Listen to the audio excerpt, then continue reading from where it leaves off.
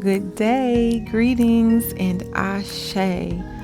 Welcome to Real Ratchet Rubies. I am your host, Mika with an E, and I just want to say rise and thrive to all of the kings, queens, and all of you supreme beings who's joining us today.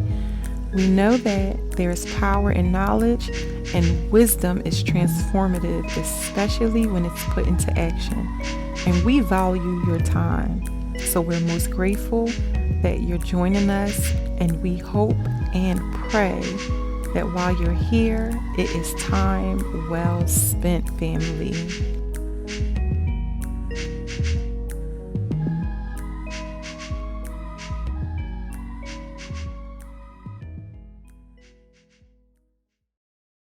Hey, y'all. Hey, we're back. And I just hope y'all know that it really tickles my giggle to be here with you. Before we get into today's message, as always, I would like to open with a prayer as well as an offering of gratitude. The 10 things that I am grateful for today. Hopefully you all are journaling or affirming 10 things that you're grateful for each day. When your eyes open, it really is a game changer in terms of how your day proceeds, showing gratitude first thing in the morning.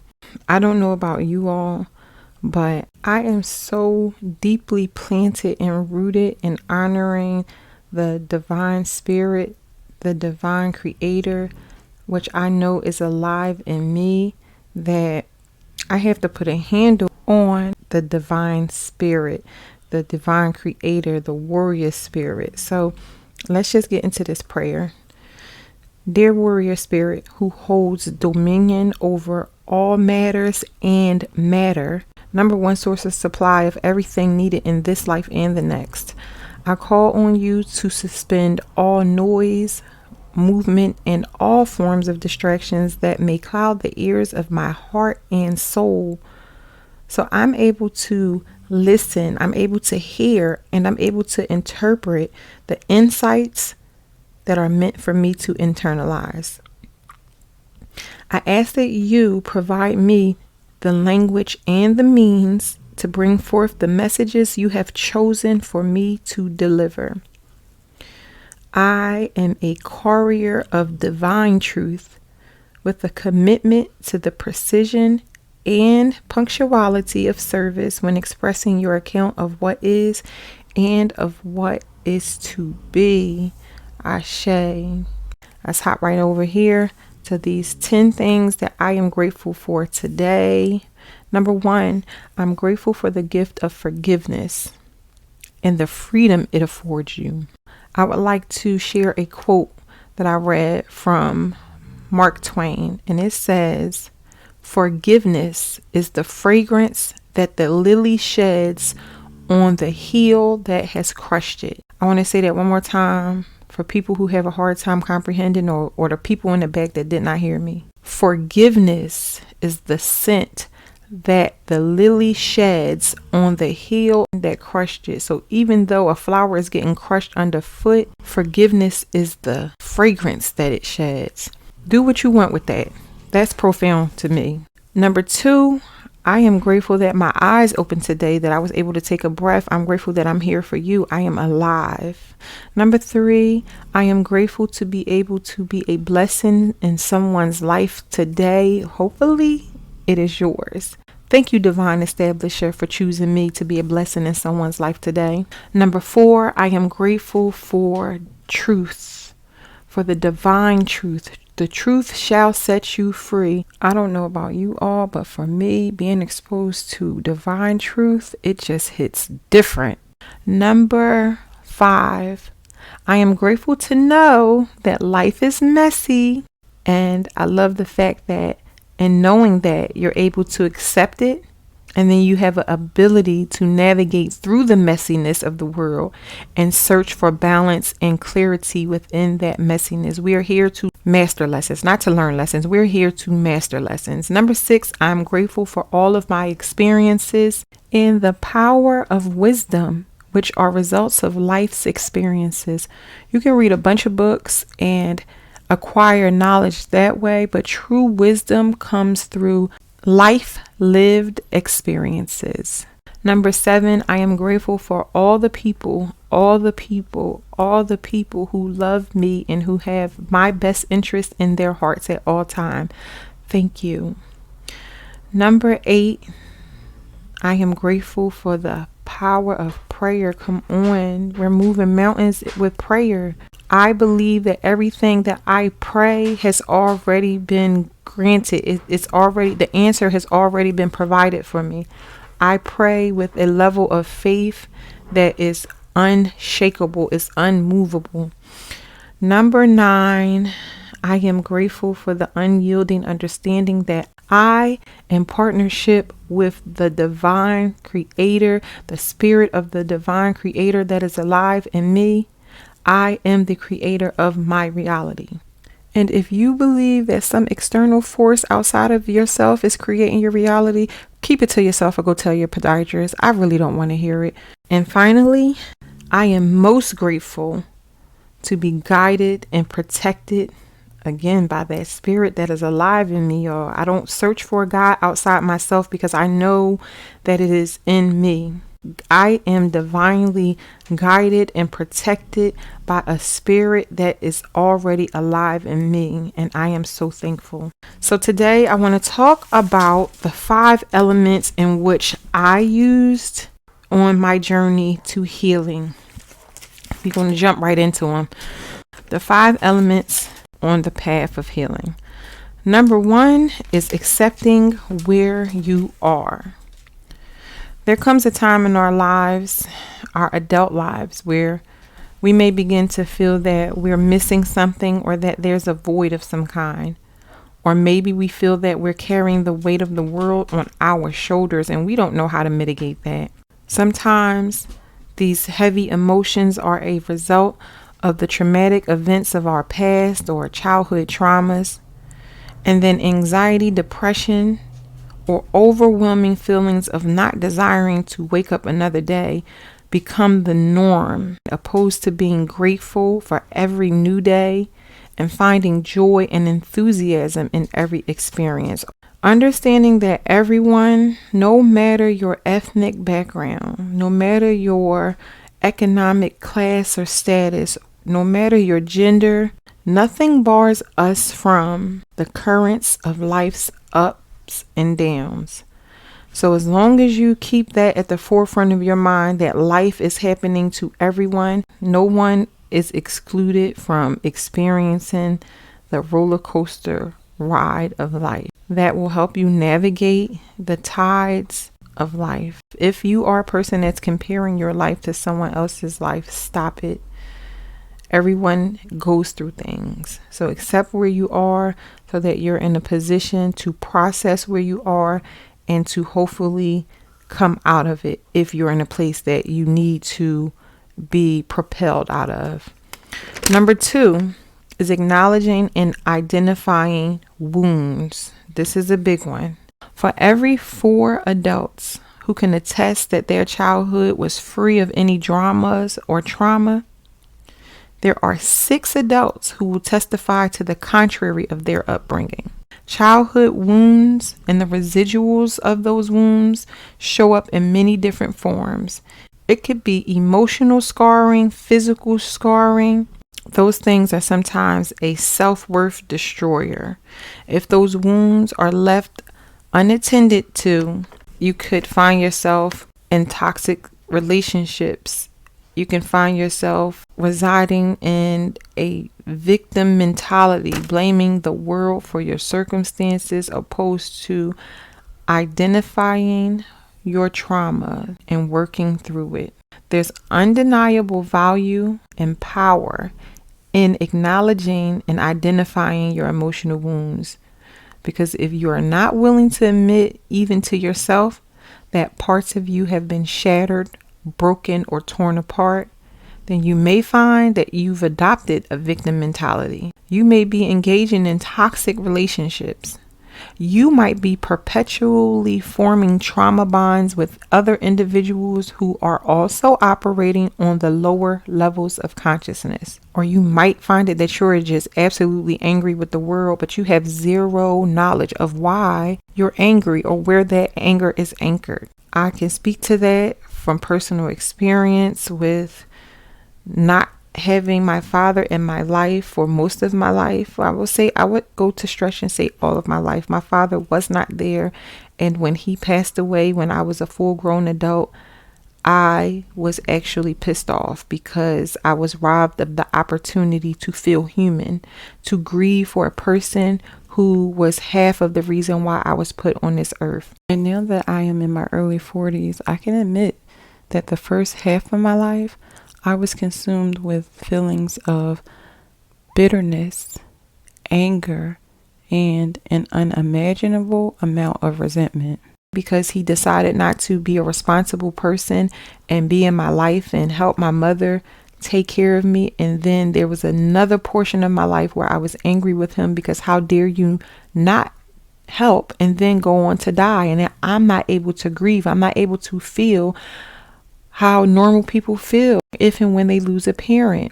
It consumed me so much that I walked around with a cold heart. I lacked empathy. I lacked compassion. But this is where the seed of this message was planted in me going on the journey to heal myself. Once you're able to identify those deep-rooted seeds that have been planted in your psyche, you'll be in a position to process, release, and grow. Before those seeds have the opportunity to blossom into tumors or some other kinds of dis-ease that will compromise your quality of life or the naturalness of which your purest self should be operating. Number 3, the road to healing must be one of solitude. And while we may yearn to have those who we adore, we care about, we respect, and love join us as we tread the murky waters of our past, we may be looking for comfortability on this journey. We might need to be validated on this journey. We may need the assurance that everything is going to be okay.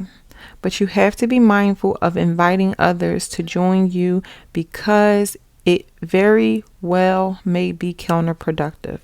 As I said before, life happens to everyone. So don't find yourself incorporating someone on your journey to healing because they promised to be there for you. And next thing you know, you're being diverted from your path to assist someone else in their circumstances. That could definitely stall your progress. Be mindful of distractions and what forms distractions come in. Typically, they come in the form of another human being that's offering some type of pleasure, fun. It could be disguised as support. It doesn't matter if it's a friend, a partner, your peers, a coworker. Just be mindful. I strongly believe that the path to healing must be one of solitude. And I believe this because when you are not healed yourself, you can be a magnet for vampires who are out to drain you of your productive and constructive energy. So if you're in the formative stages of learning or relearning who you are, just be mindful of who you allow in your space, because what you don't want is to find yourself being manipulated into inviting or welcoming a vulture into your aura. I'll say it again. The road leading to healing is better taken in solitude because you'll have the time to sit with yourself so that you can unpack, process, release, and grow. Number 4, resolving all resentment. And I know this can be something that's very challenging, especially if you feel like your resentment is validated because someone hurt you. But I promise you, releasing the resentment is one of the best things that you can do. So I want to read a quote that I read by the late Wayne Dyer, who was an author and motivational speaker. He said, if you become steadfast in your abstentions of thoughts of harm, which are directed towards others, then all living creatures will cease to feel enmity in your presence. My takeaway from that quote was that when you make the unwavering decision to diligently restrain yourself from negative or harmful thoughts towards others, no matter what type of pain, harm, or hurt they have caused you, each and every environment that you occupy from that moment forward, it will no longer radiate any forms of hostility, any mutual or active hatred or ill will that you have towards someone. Once you remove or dissolve the blame which you have attached to your unfortunate circumstances, you'll no longer be a victim waiting for an external force to change your circumstance. Because you may wait your entire life to receive an apology or for someone to say, sorry, I did this or that thing to you, and you'll never receive it. I'll go back and make the reference that Daddy wasn't there. Daddy didn't love me. Not to change my underwear, take me to the fair. It seemed he didn't care. If you know, you know. While there were many years that I sat up at night, I lost sleep, imagining him having a come to Jesus moment, having an aha moment, and realizing that he had missed out on raising or getting to know or forming a bond with such a wonderful child, me. And guess what? Delulu, I never got that apology. It never came. However, years after he passed away, I would say 9 years later, I would find myself writing a letter to him, apologizing to him for all of the hatred, all of the ill will that I had in my heart towards him. I needed to absolve myself of those heavy feelings. And I still didn't get an apology. Obviously, I couldn't, but I was relieved. I felt 1,000 times lighter, releasing the burden of resentment. And so I've adopted a mentality that I am immune to all hurt and resentment. My body is built upon iron. Come on, don't be shy. Repeat it with me so you can absolve yourself of resentment. There's nothing you can do with iron, baby. Iron don't crack. I am immune to all hurt and resentment because my body is built upon iron.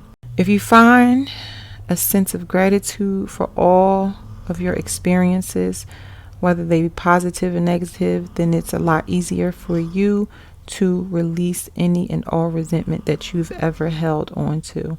And I am a firm believer that when you're able to do that, any future potential negative situations won't even be perceived or viewed as negative, as we are here to learn and grow and master these lessons. Number 5, that was awesome. It segues us right into the 5th and final element on the path of healing, which, if I'm being honest, should have been number 1. However, we did open up today's message with a prayer followed by the gratitude offering. So this takes us right into number 5, which is, drum roll, and that's finding gratitude in all of your experiences. So it's not much more I can say about gratitude and how it is a game changer in leading to a fulfilled life and overcoming any emotional scarring or just healing yourself. But I would recommend that you find things that you are grateful for throughout every day. Find gratitude in all of your situations. Find gratitude in the pains you've experienced as well as the pleasures that you've experienced. If you are familiar with the 12 universal laws, then you know that law number 10 is the law of polarity. And this law states that everything is on a continuum and has an opposite. We can suppress, transform, any undesired thoughts by concentrating on the opposite pole. It is the law of mental vibrations, and that is the quote specifically from the law of polarity. So if you are not familiar with the 12 universal laws, I would highly recommend and suggest that you do become acquainted with them, because everything has a polar opposite. It's considered duality. We have up, down, hot, cold, positive, negative. It's the law of balance. You have feminine energy, you have masculine energy, you have magnetism and electricity. Embrace the dualities of this life, because everything has a counterpart. So, becoming familiar with and embracing the laws of polarity is a starting point for employing immense gratitude in your life, and ultimately you will live a more fulfilled life. And I believe that is the foundation of healing, when you discover the balance of life and understand that things aren't happening to you, things are just happening. I really do hope that this message has helped someone. Feel free to comment and offer your input if you felt like I left some things too vague, or if this helped you in any way. I would really appreciate feedback. If you feel like this is something that can help someone you know, feel free to share. As always, family, find gratitude in the knowing that you're always being divinely guided and protected. Let's create a revolution of healing and building together. Good day, y'all.